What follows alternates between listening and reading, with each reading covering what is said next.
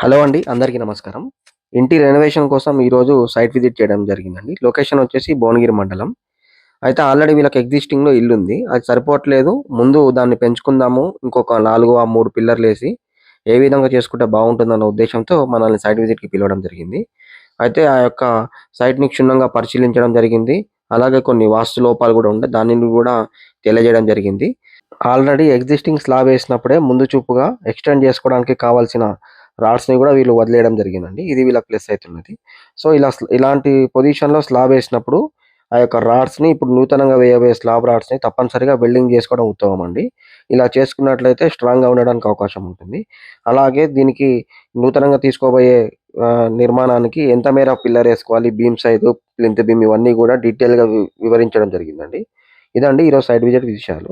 గృహ నిర్మాణ, వాస్తుపరమైన సలహాలు, సూచనల కోసం మన యొక్క ఛానెల్ సబ్స్క్రైబ్ జేసుకోండి.